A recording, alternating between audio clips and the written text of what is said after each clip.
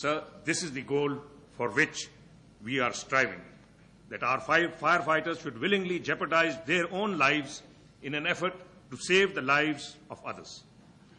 I am positive that this MOU signing will be the first step in totally changing our concepts and abilities to handle major disasters like fires, floods, and earthquakes. No longer will our firefighters and rescue workers have to stand helplessly watching while fires raged like they did in the past. Sir, the Pakistan Fire Protection Academy had proposed to the Ministry of Interior a plan to set up an academy dispensing on international standards training on fire and rescue with degree courses in fire engineering. The Ministry of Interior had welcomed the proposal and directed them to coordinate with the Directorate General Civil Defence. A joint venture was proposed to Mr. Shahnawaz Agha, as too much time would elapse before their own academy could be set up. In the interim period, the federal institutions of the civil defence in each provincial headquarters and the National Institute of Fire Technology could be utilized for starting the training immediately. In this regard, several meetings were held at Karachi, Lahore, and Islamabad, and finally we reached an MOU which has been approved by the Interior Ministry after vetting by the Law, Justice, and HR Division. Sir, in conclusion, you would be pleased to hear that we may be lacking in terms of modern equipment, we may have limited resources, and we may have greater challenges at hand. But our state of readiness you will never find lacking. Our will and devotion know no limit. The challenges may be greater, but they cannot overwhelm our will and professional skills. Our firefighters are not only well trained, but are also prepared to confront the challenges of the day. They have the will and they have the ability to face any eventuality. Today's MOU signing ceremony is an effort to provide even better training on modern equipment to our firefighters. Sir, I thank you once again for gracing this occasion and also thank the distinguished audience for sparing their valuable time to attend this ceremony.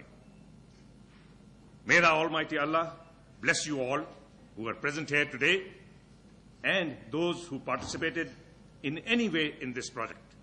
And may He allow us to complete the process in a way that it helps us in saving lives of the teeming humanity in Pakistan. I thank you, sir.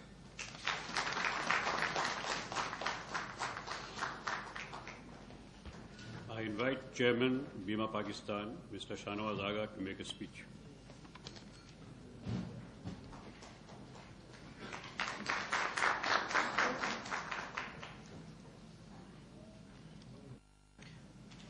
Thank you, Himayat. Bismillah ar-Rahman ar-Rahim. Assalamu alaikum. Excellency, the Minister for Interior, Mr. Aftab Ahmed Khan Sherpao. Excellency, the Deputy High Commissioner of the United Kingdom. The Honorable Secretaries, present members, functionaries and representatives of the Government of Pakistan, defenders of the country's welfare.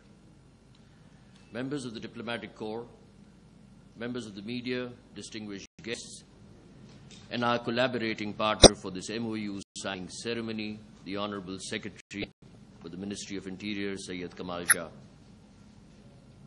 On the outset, I thank you all for honoring us with your presence.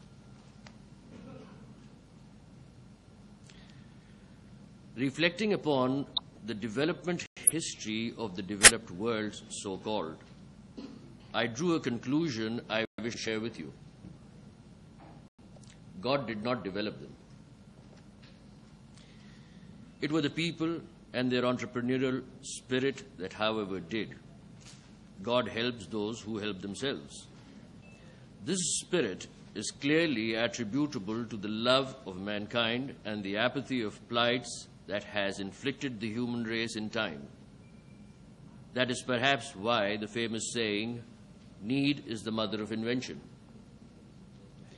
To me, therefore, profits and business objectives are subservient to and byproducts of initiatives that come about as a consequence of just that one concern. It reminds me of an episode relating to our Prophet ﷺ, who was confronted with a question put to him by a Bedouin, just as he was about to charge into the battle. "What is this thing called Islam you propagate, O Muhammad?" The Prophet ﷺ, without pausing his charge forward, responded by saying, "Submission to Allah and service to mankind." This speaks volumes of the preamble of the message of Islam. It should also be taken as the spirit behind the motivation of this initiative, just as much. This brings me to the issue of narrating the dimensions of this initiative. First, our concern about the vulnerability of our country to a variety of risks, natural, fire, and NBC, which is nuclear, biological, and chemical, figures most. This is a reality today, and we have to rise to address a remedy which will be across the board. Towards mitigating this concern, we at Bima Pakistan address the issue of transferable technology. Our search took us to a public sector organization in the United Kingdom called Washington Hall International Training Center. This organization came to us with its associates, and we signed an MOU with them towards a joint venture on the 24th of November 2004. Washington Hall and their associates, namely Lancashire Ambulance Service, International Hospitals Group, and the Lancashire Central University, provide together the widest possible spectrum of exposure to expertise and know-how as exists on the planet for fire protection and rescue.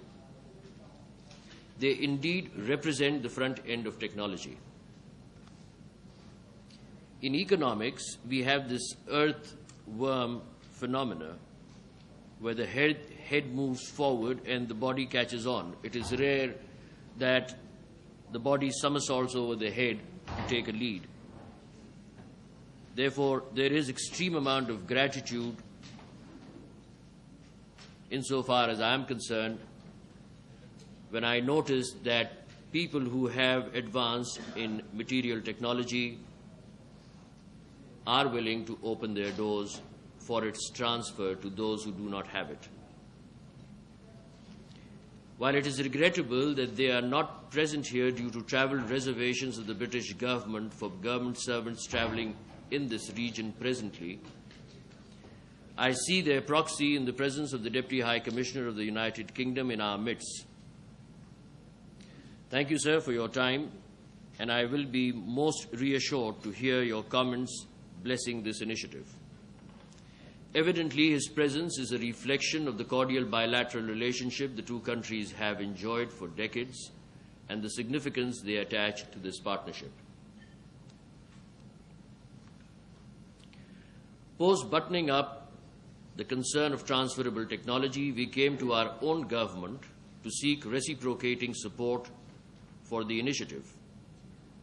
I was most heartened to be received with open arms, and I discovered that our government was equally concerned about the security upgrade the country requires across the board. I must pause here to take names of deserving governmental functionaries whose proactive approach made this all possible. First, Mr. Rauf Chaudhry, and I'm so heartened to see you present here, sir. He welcomed us, shared openly the concern of the government, and directed us to the Department of Civil Defense to make this initiative a reality.